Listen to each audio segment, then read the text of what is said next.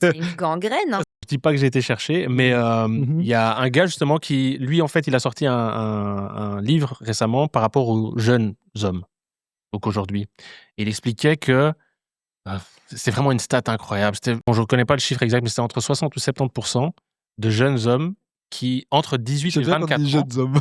Ça me fait rire. mais non, parce que c'était précis, entre 18 et 24 ans, qui avaient jamais demandé à une fille, genre de sortir, ou tu vois, des trucs comme ça, tu vois. Tu vois, c'est c'est... ouf. Et il explique, c'est vraiment un problème parce qu'ils sont tous dans leur coin. Et la première fois Le qu'ils sortent... gaming, on dit souvent le gaming, la pornographie et Ah ouais. Mais et justement c'est live, c'est ça qui va tuer les jeunes. Mais Je l'ai lu justement que le gaming, la pornographie et que ils avaient mentionné plusieurs autres secteurs, mais qui étaient en train de justement d'individualiser les jeunes hommes. Mais c'est une gangrène, hein, C'est une gangrène, vraiment. ouais, clairement. Quand on pardon, quand on regarde le Japon, par exemple, le Japon, ah ouais, c'est depuis des décennies, que c'est Ouais. comme ça, et quand on regarde les effets, en fait, c'est hyper nocif. La société aujourd'hui, les gens vont pas bien. Il y a un taux de suicide, mais hyper élevé. Il y a eu une statistique aussi en France récemment. Le taux, en fait, de suicide parmi les jeunes femmes entre 15 et 25 ans je sais pas comment on dit, mais genre, c'est 8 fois plus élevé qu'à 10 ans. Ouais. 8 fois plus élevé qu'à 10 ans depuis le Covid. Alors,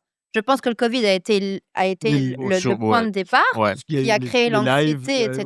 Mais finalement, on est encore dans cet isolement. L'isolement, c'est pas bon pour la santé mentale, pour la santé émotionnelle, pour la santé psychique. Enfin, je veux dire, ça crée vraiment des grosses problématiques auprès des jeunes. Et je pense que, de nouveau, ce qui a fait qu'on a survécu, c'est notre capacité à socialiser. Nous sommes des animaux sociaux.